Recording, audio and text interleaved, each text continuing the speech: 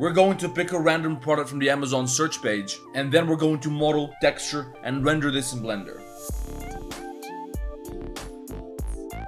We're gonna need some pictures to look at as we're working in Blender. Go to Google and type in PureRef, hit download right here, and download this program for whatever system you're using. When you open up this program, you're going to get a little black canvas on your screen like this. Go to right click, mode, check always on top, and now just open up any image from Amazon, drag and drop it into this little window, and the more images you can get, the better. If you need some more pictures, you can copy this name, paste it into Google Images, and just take any picture that you like from here. We don't really have a lot of good background references here, so I'm just going to take this one, right click, save image as, and I got a new folder right here where I'm going to save all the images that I'm going to need for this project. I'm going to name this background ref. Now this little window, I'm going to make it a little bit smaller and throw it over here over the outliner because nobody uses that thing anyway. And now we can just zoom in and zoom out and look at these pictures as we go. Usually I use my second monitor to this, but today I got a ghetto loadout because of traveling, so we don't got no second monitor today. Mostly you have ghetto loadouts, so this is probably even better. Now let's go to side view, Shift A, image, reference, find this headphones folder, find the background picture and load it into Blender. We're gonna throw that in the background, add a little bit of transparency down here in this menu, and now we can see the dimensions and the proportions and whatever we gotta see from side view. Now we can begin modeling.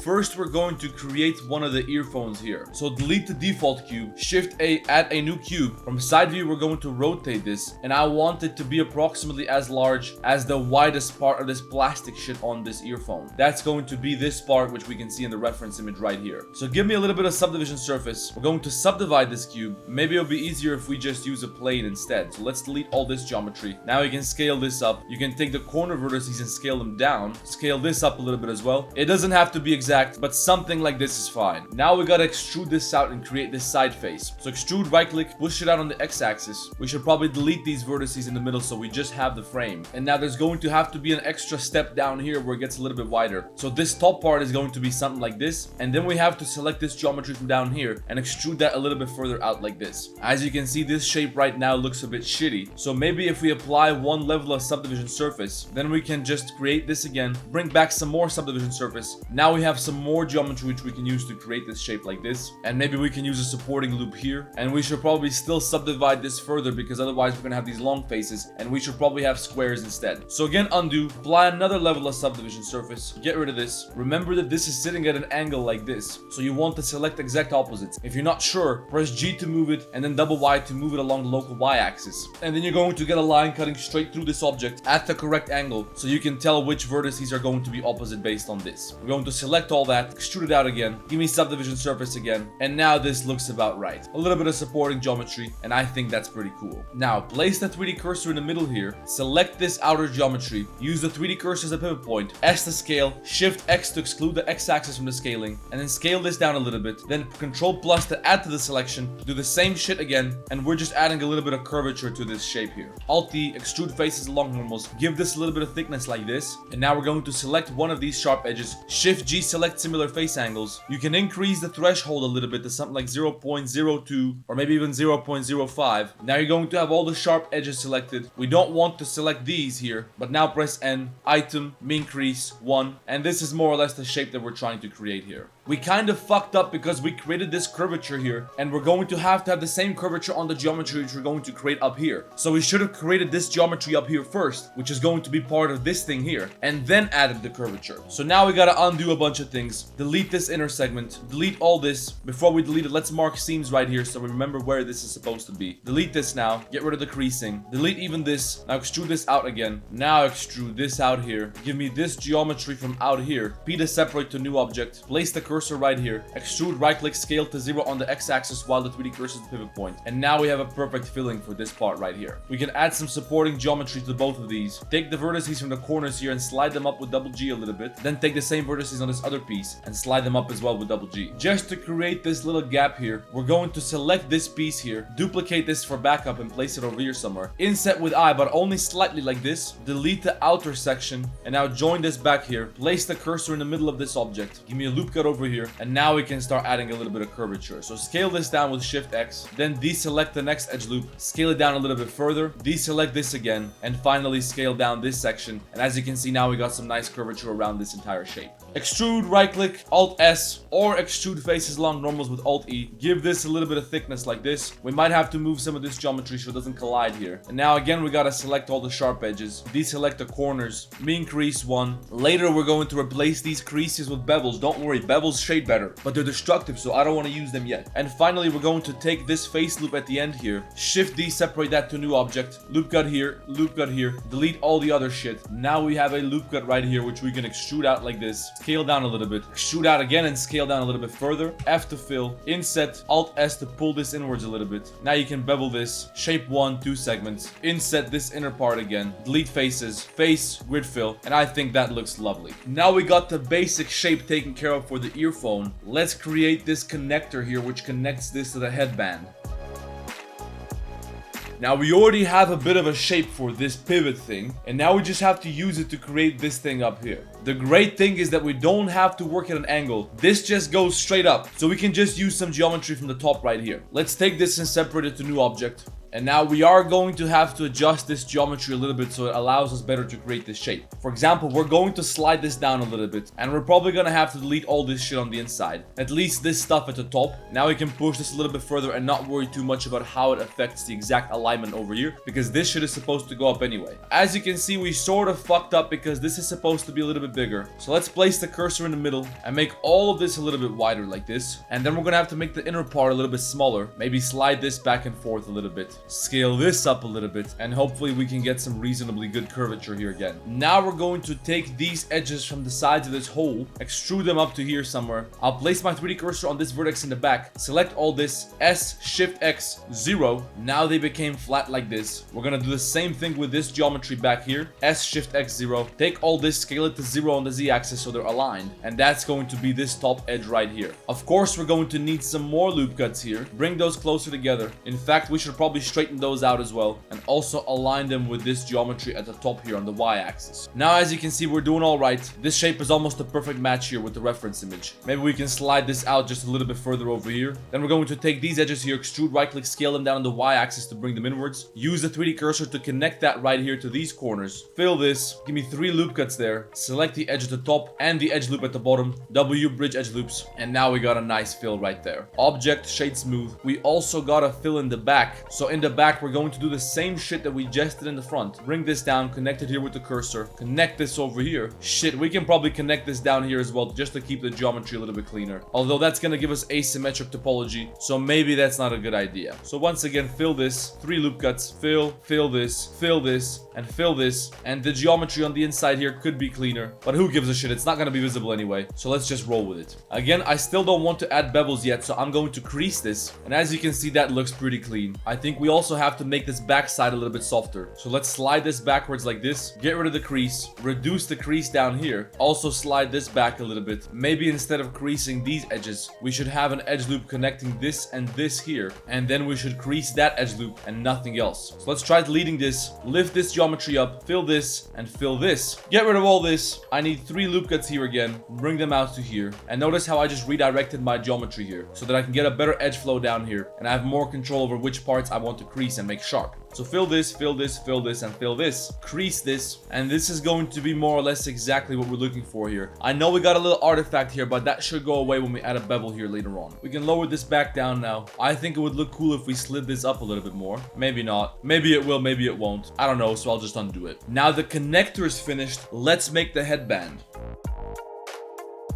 To make the headband, we're first going to have to place this at a bit of an angle. So I think from front view, we should rotate this to something like this. I got 15 degrees right here. Then I'll push this out, place the cursor in the middle, and give me an empty circle, which we're going to scale up. And we're going to try to imagine that this circle is the headband, so that we can use this as a bit of a reference. Now, it looks like these headphones here are supposed to be touching when we add this cushion shit in the front here. So this should probably be a little bit more bent like this, and it should probably be a little bit closer to the middle. Something like this, I would imagine. Now hopefully this circle is going to represent the headband properly. Although maybe we're gonna have to bend this a little bit so it starts going upwards. And it's very important because we're gonna have to use this exact geometry to create the headband. So let's try rotating this a little bit and bringing it inwards. Let's scale this down and lower it down a bit. And now when we place the cursor in the middle of this circle, we can take this Alt-E spin. We're going to set the angle to -120. And now you can adjust this to control the curvature here. Based on our reference image, it looks like this is way too fucking big. So let's try to modify this geometry a little bit so it produces a different curve. For example, I'm going to rotate this a little bit more, bring it a little bit more inwards, bring this a little bit closer. And we're going to try to adjust this circle based on the reference image which we have in the back here. It looks like since we rotated this, it completely changed the shape. So we got to scale it up on 2 axes like this. We got to stretch it out a little bit. Before we do that, we should probably duplicate this because this is very destructive. And now let's just try scaling it up by 10%. We're going to extrude this up a little bit further. Now this is the top, so maybe we should scale this down a bit, or at least bring this further inwards, because if we scale this down, it's going to mess up the proportions again. Then we got to bring this in, and we got to be careful not to mess up this shape too much. After we fuck with this a little bit, let's try placing the 3D cursor in the middle again. Take this Alt-E spin. Let's do -120 again. Adjust the angle a bit so it comes up to the middle approximately. And I don't know how accurate this is, but I think it looks pretty damn good. So I'm just going to leave it at this. Align this with the middle by scaling it to 0 on the x-axis. Give me this twisted shit over here. Slide this back and forth a little bit. Adjust the position of this. Adjust the position of that. You know the drill. And now we can duplicate this over to the other side. We're going to make some extra sections up here. For example, I'm going to bevel this, although maybe it'll be wiser to do that after we apply some subdivision surface. So give me, let's say, 2 levels. Bevel this. Alt-E. Extrude faces along normals and bring this inwards a little bit. Or maybe it's a better idea to scale it down so we don't get no clipping. We're going to fix the shading here later by beveling all this. Then up here, we're going to tear this with V. Separate this part to a new object.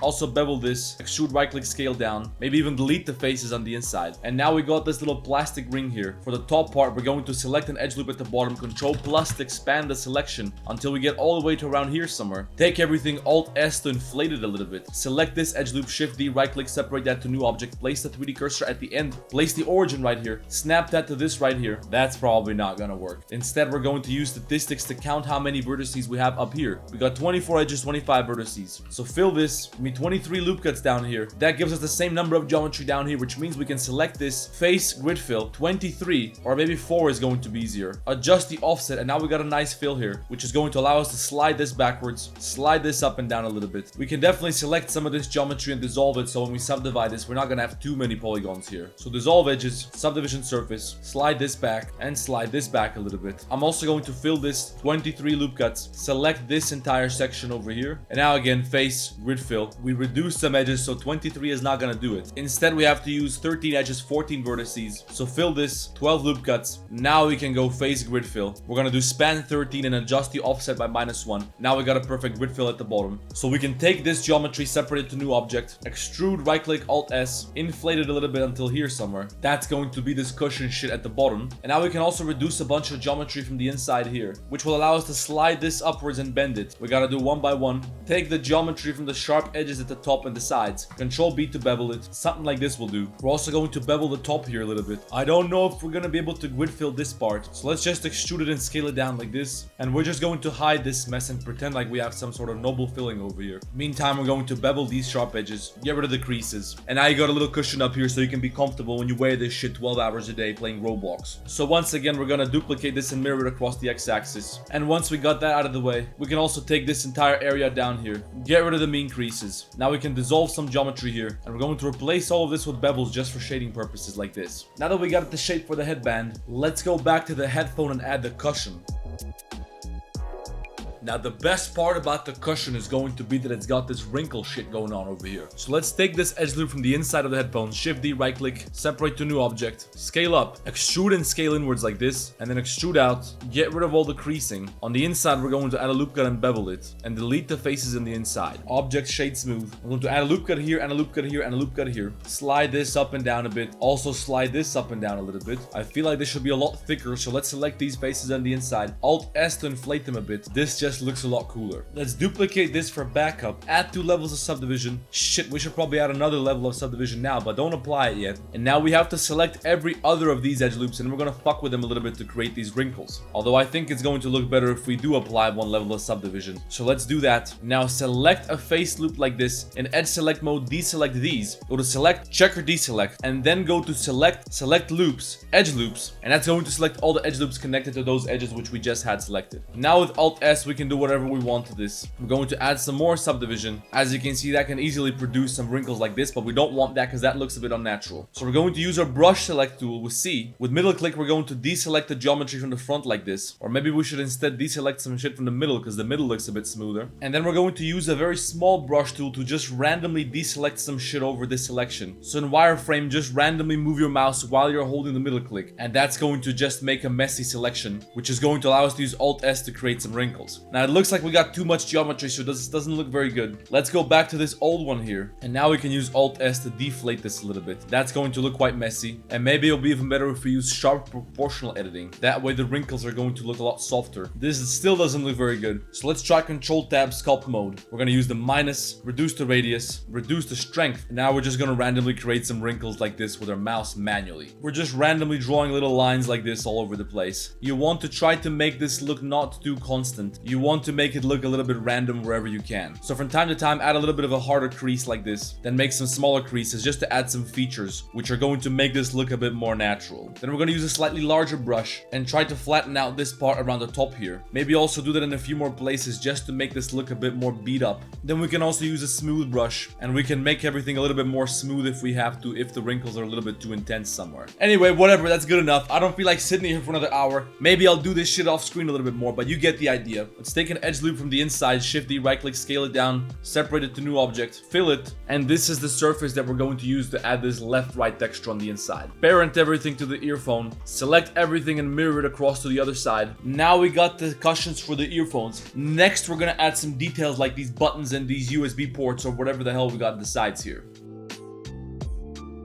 To make the buttons on the side here, we need some very simple holes in this geometry, which means we're gonna have to duplicate this for backup. Apply 1 level of subdivision to this piece. Now subdivide this again, and then we just gotta select some faces here. Inset these 4 faces, and as you can see when we delete them, we get a hole in the shape of the button that we're looking for here. So give me these 4, and these 4, or maybe we can even keep them closer together by insetting these by, let's say, 0.01 or 0.03. We're gonna do the same thing over here, and now when we select all of this and delete it, we got 3 buttons. I know they're not exactly the same shape and these are a little bit wider. You can change that if you want to by sliding some of this geometry or scaling everything up somehow from the middle. I don't feel like fucking with that. For me, this is good enough. This is my own version of headphones. So I'm just going to make this next hole down here, which is going to be the same except it's going to be thinner. So I'm just going to inset this further, delete faces. And finally, we got some kind of a USB port down here at the bottom. So again, I want 4 faces, inset, delete faces. There's that. We also got this little thing on the side here. So let's duplicate this, push it away from backup, apply subdivision surface, give me 4 faces like this, or maybe we should slide this so we have these faces and edge loops closer together. And now I can even select 6 of these, inset with I, delete faces. Maybe we can turn this into a straight line by joining with J. Now we can delete this, slide this down like this and slide this up like this. And when we add some more subdivision, this is going to look pretty clean. Fill, inset slightly, extrude this part inwards and delete the faces at the bottom. Inset this, extrude inwards again, and again delete the faces at the bottom. Take all the edges from here and bevel them with Control B. I want 2 segments on each and I'll uncheck loop slide. Give me a loop cut here, separate it to new object, face, grid fill. That's going to be the bottom of this little thing here. In a moment, we're also going to copy that over to the other side. Now let's go back to these buttons down here. We just got to select all these edge loops, face, grid fill. All right, we got to do them individually. I don't know how it's possible. The Blender can't figure out how to do this correctly and we have to do it manually. So span 2, offset 1. Do that for all of these. Now select them all, inset or maybe outset, then extrude, right click, Alt S. Give me some thickness here for the buttons. Then select all the edges around these buttons. Extrude, right click, Alt S to push them inwards, delete the faces at the bottom. Now select all the sharp edges here, and you guessed it, we're gonna bevel those. Now we got buttons. Let's make a hole down here, face, extrude inwards, delete the face at the bottom, bevel this. Take 2 edges from here and from here, Shift D, scale down, W bridge edge loops, Alt S, extrude this inwards, delete the faces at the back, take this whole piece, bevel it with Control B. That's some kind of USB input here, I don't know, whatever. And I don't have any more time to do any more modeling, so we're just gonna pretend like that's everything. Maybe I'll quickly select this surface in the back here, inset with I, extrude this inwards, and now when we subdivide this, we're gonna get this little compartment here. I don't know what that is. Some kind of battery, I guess. Who gives a fuck? The model's done. Let's quickly texture this, and then we're gonna call it a day. Luckily, texturing this is going to be very simple. We got PaintNet right here. Give me a new canvas 4096 by 4096. I want a dark gray background, which is going to be slightly blue. Then on top of this background, I'll add a new layer. Give me my shape tool, gold color. Let's make a little shape like this. Then give me my eraser tool, increase the brush size, increase the hardness, and delete a circle from the middle. Now give me my magic wand select tool. Select a piece like this, and also a piece like this. Then select everything around that. Control I, delete. Now we got a cut here. Let's do something similar down here. Select this, add this to the selection, delete. Now we got a little logo. Let's try to make whatever this is. Give me my rounded rectangle, create a shape like this, give me my line tool and give me a shape like this, pull this down and pull this down, bucket to fill this. Take the color from the background, write this text right here, then give me the old color, type in audio. Now we got whatever this is. And I'm not gonna show you how I made all of these because I don't have time. You understand the idea. I do this shit in almost every video. And if you want to learn this in depth, check out the new ebook update. It's all in there. I'm gonna jump to the part where I'm applying these textures to the headphones. Now here's how you apply the textures to these headphones. Shading workspace, give me a new material, we're going to name this black. Obviously the color is gonna be black, although it doesn't matter because we're about to use this image texture for that anyway. So bring that texture into Blender, plug the color into base color. We're gonna make this metallic, and now we just gotta decide how we're going to map this. So we got a little UV editor right here on the side. In edit mode, we're going to select this little surface, U, unwrap, rotate that, scale it down, and we're going to place that over this little logo here. And now we got a little logo there. We're gonna apply the same material to this part down here. Again, select the surface here, U, unwrap, rotate this, and we're going to place it over this little icon right here. It's really that fucking simple. Yeah, this is not the proper workflow if you're working at a studio probably. But if you're like me, you're not trying to get employed. You're trying to do this for a client. You're visualizing a product for marketing purposes. The client doesn't give a shit. They just want the render to look good. Again, apply this material to this other part. Select a little surface, U, unwrap, place that over the power button right here. Unwrap the next one. That's going to be plus. Then over here we got minus. And finally, next to this little button we got some more text. So we're gonna select this surface, U, unwrap, rotate by 90 degrees, place that over this A and C shit. We got some more text on the inside of the headphone like this. Then we got these little letters over here telling you left and right,